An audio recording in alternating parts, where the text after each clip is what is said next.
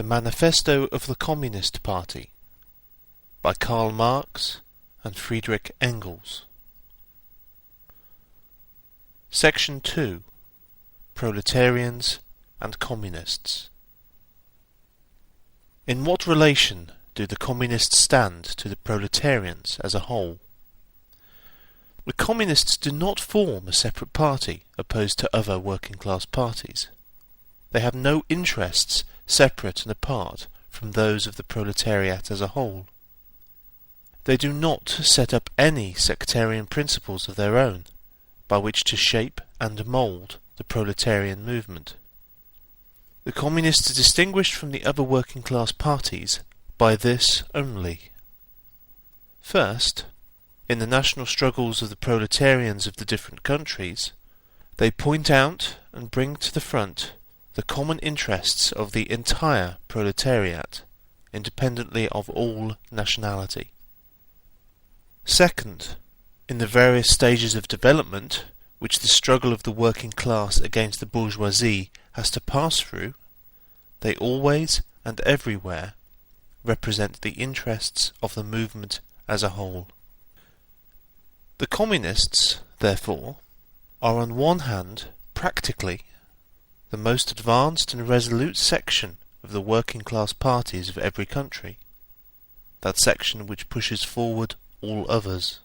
On the other hand, theoretically, they have, over the great mass of the proletariat, the advantage of clearly understanding the line of march, the conditions, and the ultimate general results of the proletarian movement. The immediate aim of the Communist is the same as that of all the other proletarian parties: formation of the proletariat into a class, overthrow of the bourgeois supremacy, conquest of political power by the proletariat. The theoretical conclusions of the Communists are in no way based on ideas or principles that have been invented or discovered by this or that would-be universal reformer.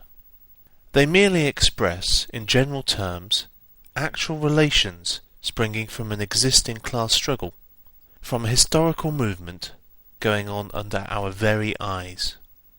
The abolition of existing property relations is not at all a distinctive feature of communism.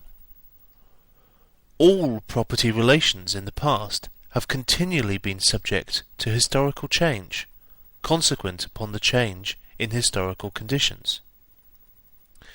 The French Revolution, for example, abolished feudal property in favour of bourgeois property. The distinguishing feature of communism is not the abolition of property generally, but the abolition of bourgeois property. But modern bourgeois private property is the final and most complete expression of the system of producing and appropriating products that is based on class antagonisms, on the exploitation of the many by the few.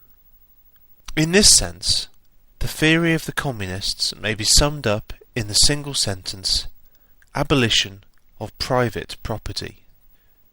We Communists have been reproached with the desire of abolishing the right of personally acquiring property as the fruit of a man's own labour, which property is alleged to be the groundwork of all personal freedom, activity, and independence.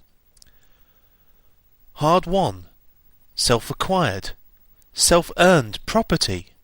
Do you mean the property of the petty artisan and of the small peasant, a form of property that preceded the bourgeois form? There is no need to abolish that. The development of industry has, to a great extent, already destroyed it, and is still destroying it daily. Or do you mean modern bourgeois private property? But does wage labour create any property for the labourer? Not a bit. It creates capital, i.e., that kind of property which exploits wage labour, and which cannot increase except upon condition of begetting a new supply of wage labour for fresh exploitation. Property, in its present form, is based on the antagonism of capital and wage labour. let us examine both sides of this antagonism. To be a capitalist is to have not only a purely personal, but a social status in production. Capital is a collective product, and only by the united action of many members, nay, in the last resort, only by the united action of all the members of society, can it be set in motion.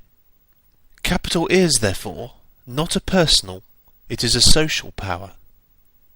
When, therefore, capital is converted into common property, into the property of all the members of society, personal property is not thereby transformed into social property. It is only the social character of the property that is changed. It loses its class character. Let us now take wage labour. The average price of wage labour is the minimum wage, i.e., that quantum of the means of subsistence which is absolutely requisite in bare existence as a labourer. What, therefore, the wage labourer appropriates by means of his labour merely suffices to prolong and reproduce a bare existence. We by no means intend to abolish this personal appropriation of the products of labour, an appropriation that is made for the maintenance and reproduction of human life, and that leaves no surplus wherewith to command the labour of others.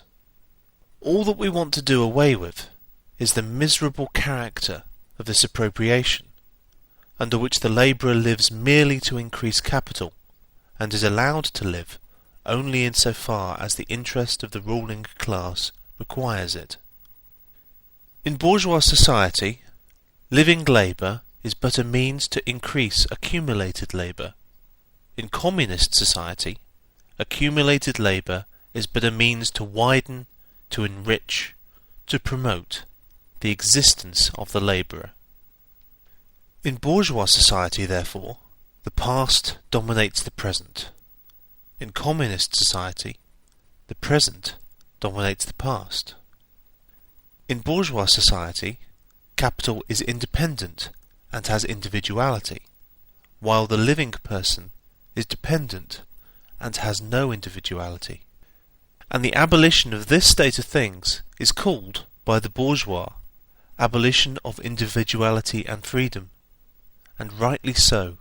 The abolition of bourgeois individuality, bourgeois independence, and bourgeois freedom is undoubtedly aimed at. By freedom is meant, under the present bourgeois conditions of production, free trade, free selling and buying. But if selling and buying disappears, free selling and buying disappears also. This talk about free selling and buying, and all the other brave words of our bourgeoisie about freedom in general, have a meaning, if any, only in contrast with restricted selling and buying, with the fettered traders of the Middle Ages, but have no meaning when compared to the communistic abolition of buying and selling, of the bourgeois conditions of production, and of the bourgeoisie itself. You are horrified at our intending to do away with private property, but in your existing society, private property is already done away with for 9/10 of the population. Its existence for the few is solely due to its non-existence in the hands of those 9/10. You reproach us, therefore, with intending to do away with a form of property, the necessary condition for whose existence is the non-existence of any property for the immense majority of society. In one word, you reproach us with intending to do away with your property. Precisely so. That is just what we intend. From the moment when labour can no longer be converted into capital, money, or rent, into a social power capable of being monopolised, i.e., from the moment when individual property can no longer be transformed into bourgeois property, into capital, from that moment you say individuality vanishes. You must, therefore, confess that by individual you mean no other person than the bourgeois, than the middle class owner of property. This person must indeed be swept out of the way and made impossible. Communism deprives no man of the power to appropriate the products of society. All that it does is to deprive him of the power to subjugate the labour of others by means of such appropriation. It has been objected that upon the abolition of private property, all work will cease and universal laziness will overtake us. According to this, bourgeois society ought long ago to have gone to the dogs through sheer idleness, for those of its members who work acquire nothing, and those who acquire anything do not work. The whole of this objection is but another expression of the tautology that there can no longer be any wage labour when there is no longer any capital. All objections urged against the communistic mode of producing and appropriating material products have, in the same way, been urged against the communistic modes of producing and appropriating intellectual products. Just as to the bourgeois the disappearance of class property is the disappearance of production itself, so the disappearance of class culture is to him identical with the disappearance of all culture. That culture, the loss of which he laments, is, for the enormous majority, a mere training to act as a machine. But don't wrangle with us so long as you apply to our intended abolition of bourgeois property the standard of your bourgeois notions of freedom, culture, law, etc. Your very ideas are but the outgrowth of the conditions of your bourgeois production and bourgeois property, just as your jurisprudence is but the will of your class made into a law for all, a will whose essential character and direction are determined by the economical conditions of existence of your class. The selfish misconception that induces you to transform into eternal laws of nature and of reason the social forms springing from your present mode of production and form of property, historical relations that rise and disappear in the progress of production. This misconception you share with every ruling class that has preceded you. What you see clearly in the case of ancient property, what you admit in the case of feudal property, you are of course forbidden to admit in the case of your own bourgeois form of property. Abolition of the family. Even the most radical flare up at this infamous proposal of the communists. On what foundation is the present family, the bourgeois family, based? On capital, on private gain. In its completely developed form, this family exists only among the bourgeoisie. But this state of things finds its complement in the practical absence of the family among the proletarians, and in public prostitution. The bourgeois family will vanish as a matter of course when its complement vanishes, and both will vanish with the vanishing of capital. Do you charge us with wanting to stop the exploitation of children by their parents? To this crime we plead guilty. But, you will say, we destroy the most hallowed of relations when we replace home education by social. And your education, is not that also social, and determined by the social conditions under which you educate, by the intervention, direct or indirect, of society, by means of schools, etc.? The communists have not invented the intervention of society in education. They do but seek to alter the character of that intervention, and to rescue education from the influence of the ruling class. The bourgeois claptrap about the family and education about the hallowed correlation of parent and child becomes all the more disgusting the more, by the action of modern industry, all family ties among the proletarians are torn asunder, and their children transformed into simple articles of commerce and instruments of labour. "But you communists would introduce community of women," screams the whole bourgeoisie in chorus. The bourgeois sees in his wife a mere instrument of production. He hears that the instruments of production are to be exploited in common, and, naturally, can come to no other conclusion than that the lot of being common to all will likewise fall to the women. He has not even a suspicion that the real point is to do away with the status of women as mere instruments of production. For the rest, nothing is more ridiculous than the virtuous indignation of our bourgeois at the community of women, which, they pretend, is to be openly and officially established by the communists. The communists have no need to introduce community of women. It has existed almost from time immemorial. Our bourgeois, not content with having the wives and daughters of their proletarians at their disposal, not to speak of common prostitutes, take the greatest pleasure in seducing each other's wives. Bourgeois marriage is, in reality, a system of wives in common, and thus, at the most, what the communists might possibly be reproached with is that they desire to introduce, in substitution for a hypocritically concealed and openly legalized community of women. For the rest, it is self-evident that the abolition of the present system of production must bring with it the abolition of the community of women springing from that system, i.e., of prostitution, both public and private. The communists are further reproached with desiring to abolish countries and nationality.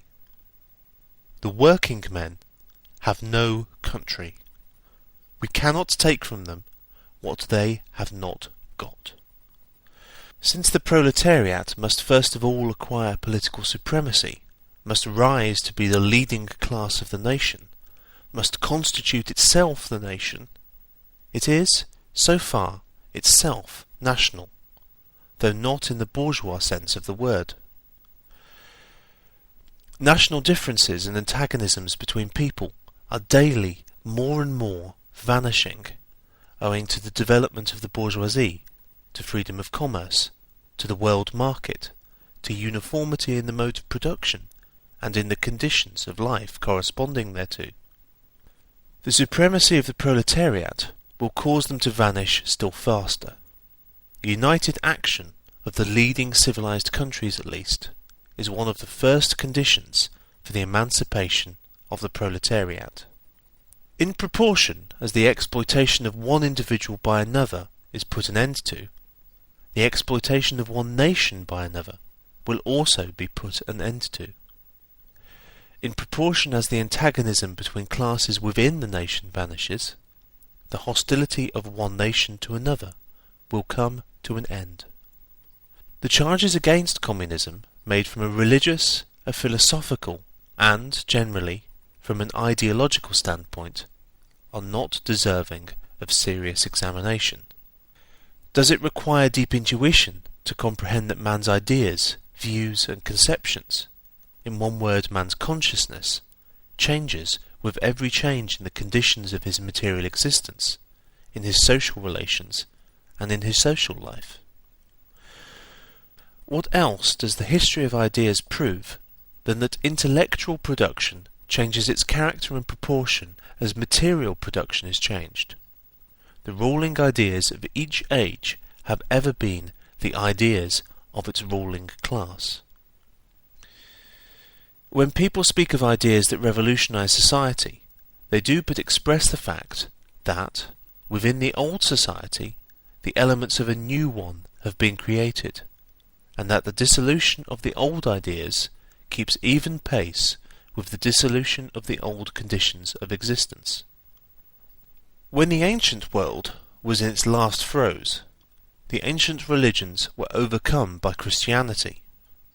When Christian ideas succumbed in the 18th century to rationalist ideas, feudal society fought its death battle with the then revolutionary bourgeoisie. The ideas of religious liberty and freedom of conscience merely gave expression to the sway of free competition within the domain of knowledge. Undoubtedly, it will be said, religious, moral, philosophical, and juridical ideas have been modified in the course of historical development. But religion, morality, philosophy, political science, and law constantly survived this change.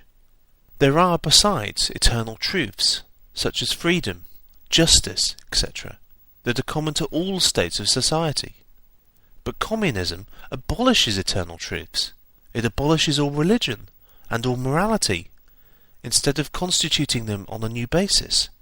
It therefore acts in contradiction to all past historical experience. What does this accusation reduce itself to? The history of all past society has consisted in the development of class antagonisms that assumed different forms at different epochs.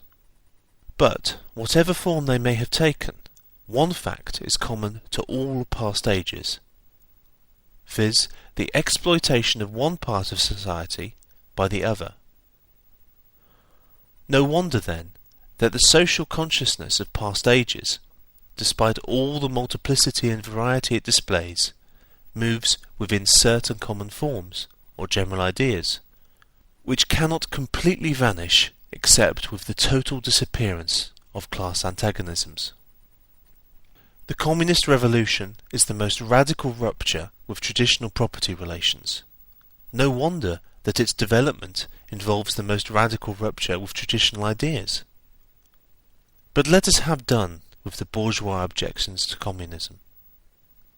We have seen above that the first step in the revolution by the working class is to raise the proletariat to the position of ruling as to win the battle of democracy. The proletariat will use its political supremacy to wrest, by degrees, all capital from the bourgeoisie, to centralise all instruments of production in the hands of the state, i.e., of the proletariat organised as the ruling class, and to increase the total of productive forces as rapidly as possible.